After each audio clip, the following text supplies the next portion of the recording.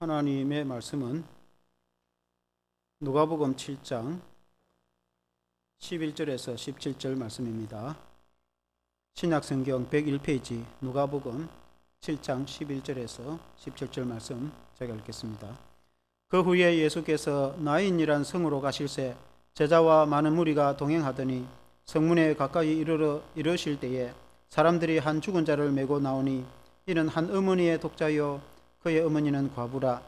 그 성에 많은 사람도 그와 함께 나오거늘 주께서 과부를 보시고 불쌍히 여기사 울지 말라 하시고 가까이 가서 그 관에 손을 대시니 맨 자들이 서는지라. 예수께서 이르시되 청년아 내가 네게 말하노니 일어나라 하시매 죽었던 자가 일어나 앉고 말도 하거늘 예수께서 그를 어머니에게 주시니 모든 사람이 두려워하며 하나님께 영광을 돌려 이르되 큰 선지자가 우리 가운데 일어나셨다 하고 또 하나님께서 자기 백성을 돌보셨다 하더라. 예수께 대한 이 소문이 온 유대와 사방에 두루 퍼지니라. 아멘. 기쁨을 되찾아주시는 주님, 이런 제목으로 말씀을 드리겠습니다. 우리가 성경에 보면은 제 대신 화관을 주시는 하나님, 그런 말씀이 있습니다. 이사야 61장 3절에 보면은 무릇 시온에서 슬퍼하는 자에게 화관을 주어 그 죄를 대신하며 기쁨의 기름으로 그 슬픔을 대신하며 찬송의 옷으로 그 근심을 대신하시고 그들이 의의 나무 곧 여호와께서 심으신 그 영광을 나타낼 자라 일컬음을 받게 하려 하심이라. 죄라는 것은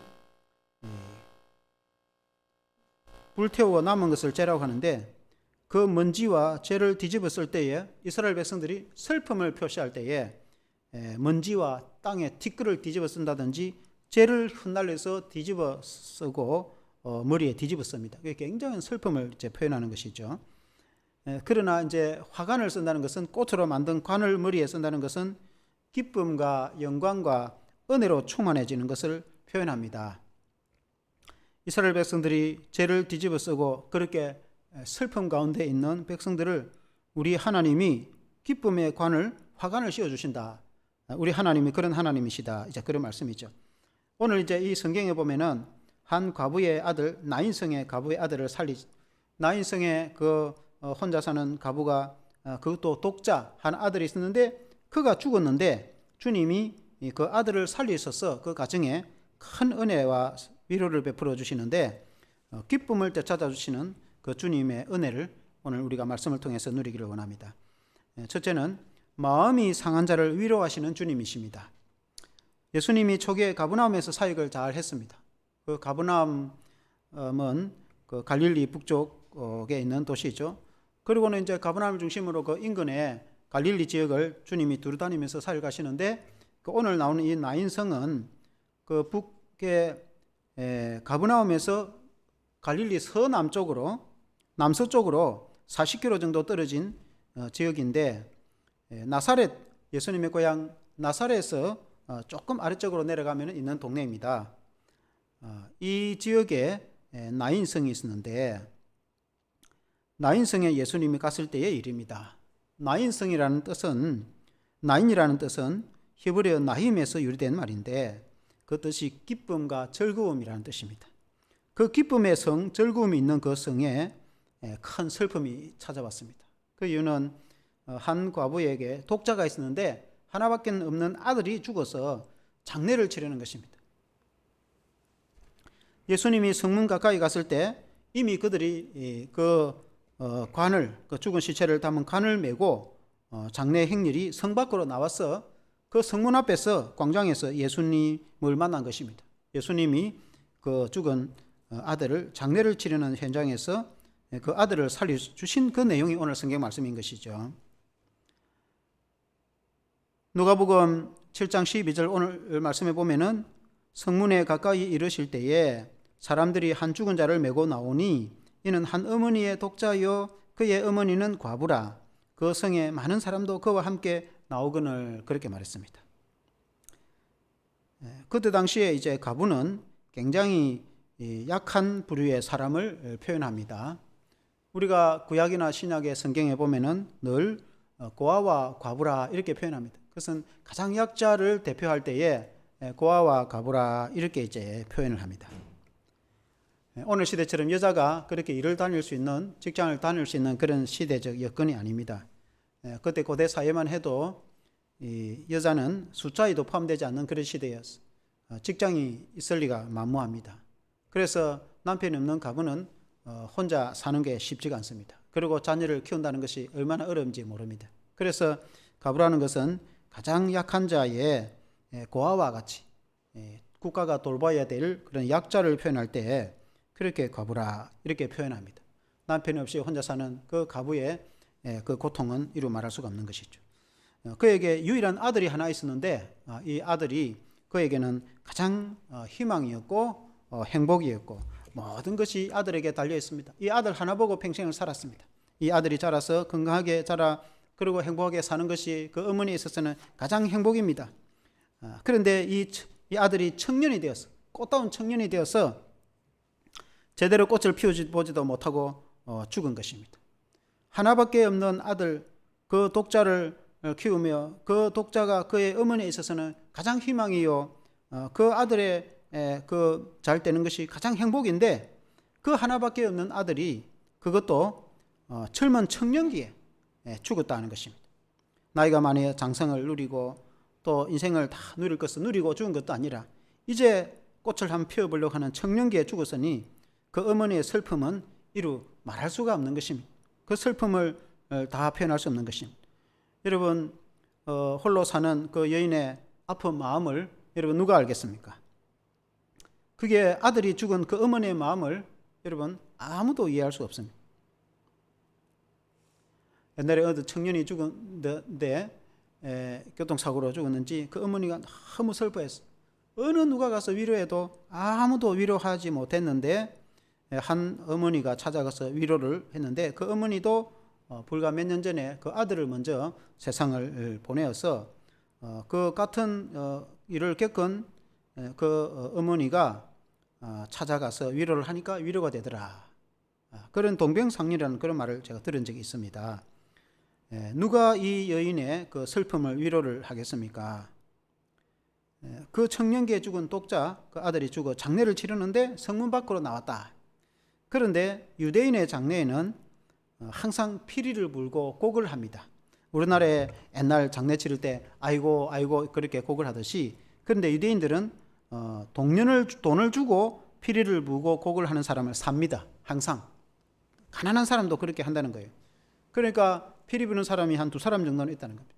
여러분 슬픈 피리를 불고 그리고 곡을 하는 사람이 애곡하는 곡을 하면은 얼마나 슬프겠습니까?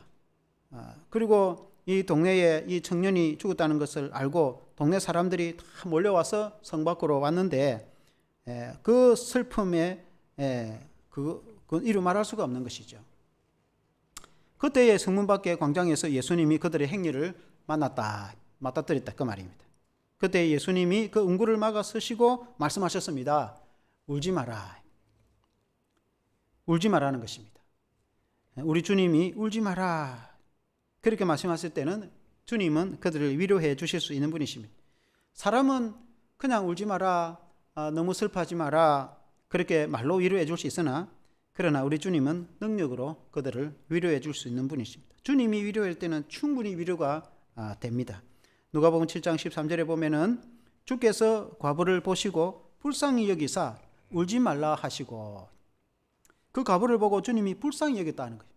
여러분 마음이 얼마나 애통하고 슬퍼하는 그 여인의 모습을 보고 주님이 직접 보시고 그리고는 불쌍히 여겼다는 것입니다. 여기서 불쌍히 여기다는 그 뜻의 언어의 뜻은 창자가 흔들릴 정도로 마음의 연민을 느낀다 그런 뜻입니다. 창자가 뒤틀릴 정도로 마음이 고통스럽고 그 마음에 애틋한 그런 연민으로 그 여인을 바라보고 우리 주님이 그 위로하시는 것입니다. 우리 주님은 육신을 입고 이 땅에 오셔서 우리 주님은 친히 고난을 받으신 분이시기 때문에 주님은 우리 인간의 고통을 이해를 하시는 분이시다 그렇게 말씀하고 있습니다. 성경에 보면은 이와 비슷한 장면이 한 군데 나오는데 나사로를 살릴 때에 우리 주님이 그렇게 하십니다. 우리 주님이 이 공생의 시절에 요단강 동편에 가서 복음을 전하고 있을 때에 그 예루살렘 인근에 베단이라는 마을이 있는데 그게 마르다와 마리아와 나사로, 그 형제와 누이가 살고 있는 집이 베다니에 있었습니다. 베다니는 예루살렘에서 한 1km 정도 남짓 떨어진 그곳이기 때문에 가까운 곳입니다.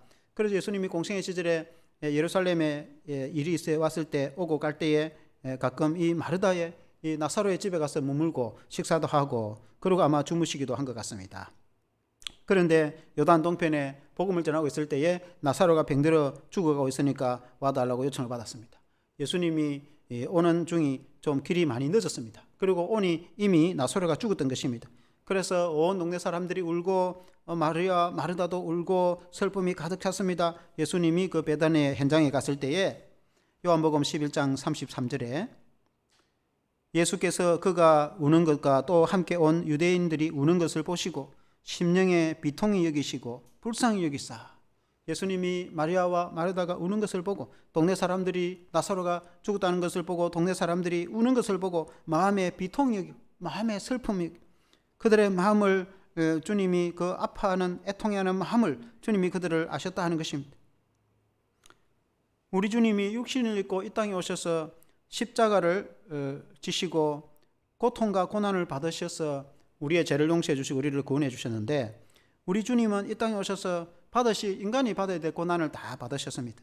그래서 지금도 주님은 우리의 고난과 고통을 다 이해를 하십니다. 나의 슬픔과 나의 고통을 우리 주님은 다 이해를 하십니다.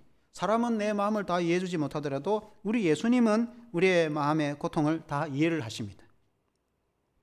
예수님이 그 나사로의 그 누이 마르다 마리아의 그 슬픔을 이해를 하시고 그리고 비탕 여기시고 그리고 무덤이 있는 그곳을 향해서 나사로야 나오너라, 예수님이 그렇게 말씀하시니까 흰 천으로 그 시체를 감아가지고 이렇게 장례를 치른 그 무덤에 묻어둔 그곳에 돌문을 열어가지고 예수님이 나사로를 향해서 나사로야 나오너라 하니까 죽었던 나사로가 살아서 걸어서 나왔습니다. 흰 천을 감은 채로 나왔다, 그렇게 성경에 말씀하고 있는 것입니다. 예수님은 나사로를 살려주시고 그 가정에 큰 은혜와 위로를 베풀어 주셨다 하는 것입니다. 오늘 읽은 이 성경에도 우리 예수님이 그 독자 하나밖에 없는 아들이 죽었을 때에 우리 주님이 그들을 위로하시고 그 청년을 다시 살리시는 모습을 보게 되는 것입니다. 우리 주님은 우리의 슬픔을 이해를 하고 계십니다. 내 아픔과 내 고통을 우리 주님은 알고 계십니다. 그래서 우리가 주님께 나아갈 때에 주님이 내 고통을 풀어주실 수가 있는 것입니다. 우리가 다른 사람들에게 말을 하고 우리가 다른 것에 의지하면은 조금은 위로는 될 수 있으나 근본적으로 문제가 해결되는 것은 아닙니다. 그러나 우리가 주님께 내 슬픔을 가지고 나아갈 때에, 내 아픔과 내 고통을 가지고 나아갈 때 주님은 충분히 내 마음을 위로해 주시고 내 문제를 해결해 주시고 우리를 회복해 주시는 분이 우리 주님이신 것입니다. 우리 주님은 우리의 마음을 다 알고 계십니다. 울지 마라. 울지 않아도 될 이유가 있습니다. 주님은 능력이 있기 때문에 그렇습니다. 두 번째로 죽음을 이기신 주님이십니다. 주님이 가까이 가서 그 중구 행렬에 그 관에다가 손을 댔습니다. 사람 죽은 시체를 갖다가 청년을 갖다가 그 관에다 넣어가지고 관을 메고 사람들이 오는데 그 관에다가 손을 대니까 사람이 섰다는 것입니다. 누가복음 7장 14절에 보면은 가까이 가서 그 관에 손을 대시니 맨 자들이 서는지라 예수께서 이르시되 청년아 내가 너에게 말하노니 일어나라 하시매. 유대인들은 관에다 손을 안 댑니다. 시체 안 만집니다. 그 부정하다고 생각하기 때문에 가까이 가지도 않고 그 죽은 시체를 만지지도 않습니다. 그러나 우리 예수님은 손을 대면서 세우십니다. 우리 예수님은 죽음을 초월하시는 분이시며 생명으로 변화를 일으킬 수 있는 능력의 주님이시기 때문에 관에 손을 대니까 운구행렬이 멈췄습니다. 그리고는 주님이 말씀하십니다. 청년아 내가 너에게 말하노니 일어나라. 청년을 향하여서 일어나라고, 마치 죽은 그 야이로의 딸을 일으키듯이 나사로를 살리시듯이 예수님이 일어나라고 명령하니까 죽었던 청년이 다시 살아났습니다. 누가복음 7장 15절에 보니까 죽었던 자가 일어나 앉고 말도 하거늘 예수께서 그를 어머니에게 주시니라. 그래. 그 청년이 다시 살아나서 그 어머니에게 돌려줬다는 것입니다. 그 어머니가 얼마나 위로를 얻고 얼마나 기쁨을 얻게 되었겠습니까? 이랬던 청년, 죽었던 아들을 다시 살려서 받게 되었다. 죽은 자를 살린 내용들이 구약 성경이나 성경에 여러 군데 나옵니다. 구약 성경에도 엘리야 시대나 엘리사 시대에 그런 일이 있습니다. 특히 엘리사 시대, 엘리야의 제자 엘리사 시대에 보면은 그때는 아합 왕 시대에 아합 왕 아들 여호람 시대입니다. 엘리사는 이스라엘 그 당시의 수도이기도 합니다. 사마리아도 수도이지만 이스라엘도 수도로 사용이 됐습니다. 이스라엘에서 또 갈멜산이 이제 북쪽에 서북쪽에 있는데 갈멜산으로 이렇게 오가면서 하나님의 말씀도 전하고 기도도 하는 그런 선지자였습니다. 이스라엘에서 갈멜산으로 가는 길목에 수넴이라는 동네가 있는데 이 수넴이 오늘 나온 나인성과 거의 같은 지역입니다. 비슷한 지역입니다. 그 수넴에 한 가정이 있었어요. 수넴의 한 여인이 남편에게 말하기를 저 엘리사 선지자는 하나님의 종인데 이렇게 먼 길을 오고 가면서 우리가 방을 하나 내주어서 거주하고 쉬기도 하고 그리고 책상을 주고 등을 주어서 거기서 책도 읽고 글도 쓰도록 우리가 하면 어떻겠냐 하니까 남편이 기꺼이 좋다고 해서 방을 내주었다. 그래서 이제 방을 한 켠 주어서 엘리사가 그 방에 쉬기도 하고 그리고 이제 책을 읽기도 하고 그렇게 이제 기도하도록 책상과 등도 이제 준비해 주었다. 그래서 이렇게 참 세밀하게 대접하는 모습을 보고 엘리사가 너무 기뻐서 원하는 것이 무엇인가 그렇게 물었습니다. 엘리사는 왕에게도 나아갈 수 있는 선지자이기 때문에 당시에 왕궁 출입 선지자입니다. 그래서 왕에게 뭐 구하는 게 있는가? 아니면 군대 장관에게 뭐 구하는 게 있는가? 그렇게 물으니까 그 가정이 우리는 백성 가운데 거주하는 사람으로서 우리가 살아갈 만하니까 원하는 것이 없습니다. 그래 이제 사원 게하시한테 물어보니까 이 가정에 부족한 것이 뭔가, 필요한 것이 뭔가 물어보니까 그 가정에 자녀가 없다는 것입니다. 그래서 엘리사가 그 여인을 불러서 내년 이맘때에 아들을 낳을 것이다 그렇게 알려줬습니다. 그 여인이 깜짝 놀랐습니다. 지금까지 아들을 낳지 못했는데 어떻게 아들을 낳겠는가? 과연 1년이 지나 그 가까이 되었을 때에 아들을 낳게 되었습니다.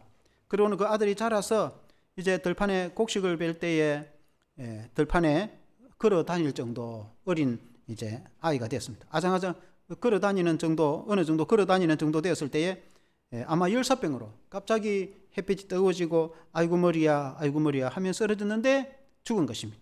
그러고는 그 아이를 이 엘리사의 방에 넣어놓고 그 아이 어머니가 멀리 북쪽 갈멜산에 있는 엘리사 선지자에게 나귀를 타고 달려가서 요청을 했습니다. 아들이 죽었다는 것입니다.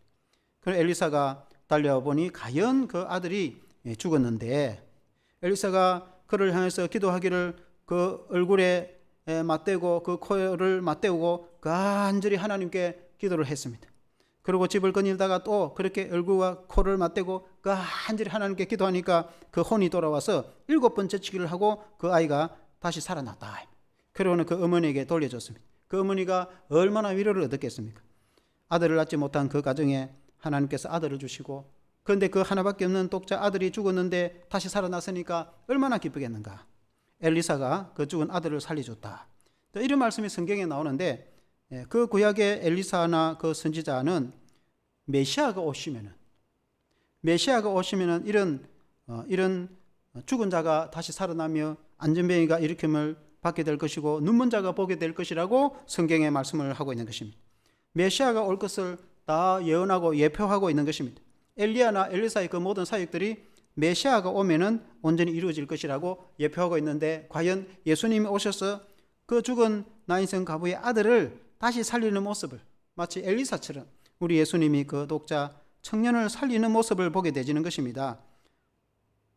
그 나인성의 이름이 기쁨, 나인이라는 뜻이 기쁨이라는 뜻입니다. 원래 기쁨이 가득하고 행복이 가득해야 될 그 성에 독자 아들이 죽었으니 얼마나 슬프고 고통스러웠겠습니까? 기쁨을 잃어버렸다.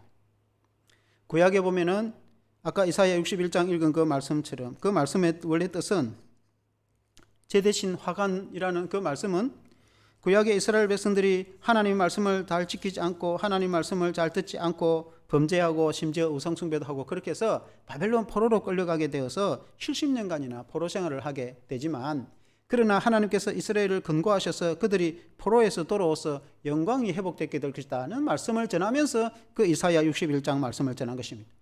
이스라엘 백성들이 그들이 범죄해서 하나님께 징계를 받아서 그리고 포로로 끌려가서 그 포로 생활이 얼마나 비참하고 마치 죄를 뒤집어 쓰듯이 먼지와 티끌을 흩날리고 뒤집어 쓰듯이 그 비참한 노예 생활이 얼마나 고통스럽고 주권도 없고 자유도 없고 그 노역이 얼마나 힘들었겠습니까? 그 노예 생활의 비참함 이를 말할 수가 없었는데 하나님께서 그들을 근고하셔서 그들을 돌이키고 해방을 얻고 우리나라가 일제에서 해방이 되듯이 그들이 자유가 되었어. 애굽에서 이스라엘 백성들이 자유가 되듯이 그들이 자유를 찾고 해방이 되어서 그 이스라엘 백성들이 고향 고토로 돌아올 그 기쁨이 얼마나 크고 영광스럽겠습니까? 기쁨이 얼마나 즐겁고 그 마치 화관 꽃으로 만든 관을 머리에 쓰듯이 기쁨과 즐거움이 회복된다. 그래서 제 대신 화관, 우리가 복음성에도 제 대신 화관을 슬픔 대신 기쁨을 그 즐거움을 주시는 그 제 대신 슬픔을 뒤집어 쓰고 먼지를 뒤집어 쓰는 그 제 대신에 머리에 꽃으로 만든 화관을 씌우는 즐거움, 기쁨을 회복시켜 주시는 분이 우리 주님이신, 우리 예수님이신, 예수님이 우리를 그렇게 회복시켜 주시는 것입니다. 아멘. 그래서 오늘 이 나인성의 즐거움이 다시 회복이 되었다. 그 하나밖에 없는 아들이 죽어서 슬픔이 가득 찬 그 여인에게 기쁨이 회복되었다. 그 말씀이 오늘 이 말씀인 것입니다. 우리 예수님이 그렇게 기쁨을 회복시켜 주실 수 있는 분이시다. 오늘 우리가 살아가면서도 우리가 이와 똑같지는 않지만은 우리 속에 찾아온 슬픔, 우리가 감당할 수 없는 고통, 우리의 그 많은 아픔을 우리 주님이 아시고 우리 주님이 충분히 위로를 하시고 우리를 회복시켜 주시고 우리에게 기쁨과 영광을 다시 돌려줄 수 있는 분이 우리 주님이신 예수님이십니다. 그래서 누구든지 예수님께 구하면은 그 영광의 회복, 기쁨과 즐거움이 회복될 것입니다. 우리의 그 놀라운 하나님의 은혜가 회복되게 될 것입니다. 참 기쁨을 주시는 분은 우리 주님이십니다. 슬픔이 변하여 기쁨으로 되어지도록 변화시키는 분이 우리 주님이시다. 그래서 사랑하는 성도 여러분, 우리도 그 주님을 의지해서 승리하기를 주의 이름으로 축원합니다. 이제 말씀을 정리하면은 모든 사람이 이 일로 하나님께 영광을 돌려드리게 되는 것입니다. 누가복음 7장 16절에 보니까 모든 사람이 두려워하며 하나님께 영광을 돌려 이르되 큰 선지자가 우리 가운데 일어나셨다 하고 또 하나님께서 자기 백성을 돌보셨다 하더라. 모든 사람이 두려워. 그 권능, 주님의 권능 앞에서 마치 애굽에서 그 애굽의 장자들을 쳐서 죽일 때에 어린 양의 피를 문술주에 바른 집은 주님이 살려주셨는데 그 권능의 밤, 전 애굽의 장자들이 죽고 초상이 났을 때에 어린 양의 피를 문술주에 바른 이스라엘의 자녀들을 지켜주셨는데 그날 밤 그 하나님의 권능, 능력의 그 밤에 영광이 나타나듯이 우리 주님이 죽은 이 독자의 아들을 나인성의 가보의 아들을 살리신 모습을 보고 모든 사람이 두려워하고 그리고는 하나님께 영광을 돌렸 오직 하나님께 영광을 돌리게 되는 주님의 모든 사역은 하나님께 영광을 돌리게 되는 것입니다. 그리고는 큰 선지자가 우리 가운데 나셨다. 우리의 모든 사역과 우리의 모든 헌신 다 하나님께 영광이 되게 해야 될 줄로 믿습니다. 그리고는 사람들이 말하기를 또 하나님께서 자기 백성을 돌보셨다. 400년 동안 하나님이 말씀이 없으시다가 말라기의 구약의 제일 마지막 성경 그 기원전 400년에 하나님이 말씀을 주시고 나서 400년 동안 하나님이 침묵하시다가 드디어 메시아 그리스도께서 오셔서 하나님의 복음을 전하며 하나님의 은혜를 선포하도록 주님께서 오셨는데 과연 하나님께서 그 백성을 돌보셨다. 주님이 오셔서 이스라엘을 돌보셨다. 회복의 은혜를 주신다. 오늘 이 시대에도 우리 주님이 찾아오셔서 우리에게 회복을 주시고 은혜를 주실 줄로 믿습니다. 이 주님의 그 은혜의 소문이 온 사방에 퍼지게 되었다. 오늘날에도 우리 주님의 그 기쁜 놀라운 소식이 온 사방에 퍼지기를 축원합니다. 기도하겠습니다. 하나님 아버지 감사합니다. 오늘 나인성의 가보의 한 독자를 살리신 예수님의 모습을 보고 우리 주님은 과연 슬픔을 대신하여 기쁨을 주시는 분이십니다. 죄 대신에 화관을 우리에게 주시는 분이십니다. 오늘 이 시대에 살아가는 우리도 이 나인성 사람과 똑같진 않지만 우리의 마음의 아픔과 슬픔을 위로해 하실 수 있는 분은 우리 주님이십니다. 우리를 회복시키시고 우리에게 은혜를 주실 수 있는 분은 우리 예수님이십니다. 그러므로 예수님은 지금도 살아계셔서 우리에게 은혜를 베풀어 주시고 새롭게 해 주시는 것입니다. 우리에게 가장 큰 아픔을 주님은 위로해 주시는 분이시며 우리의 가장 슬픔을 가장 기쁨으로 변화시켜 주시는 분이 우리 주님이십니다. 그러므로 누구든지 주님을 의지할 때에 우리의 모든 문제가 해결되어지고 주님의 은혜로 가득 차게 되는 것을 믿습니다. 결국은 우리가 온전하여 하나님께 영광을 돌려드리게 되는 것을 믿습니다. 그 모든 근본적인 일에는 우리 주님이 역사하시는 것입니다. 그러므로 우리 모든 사랑하는 모든 성도들이 정말 예수님을 믿고 의지하여서 하나님의 기적을 체험하도록 도와주시옵소서. 예수님 이름으로 기도합니다. 아멘.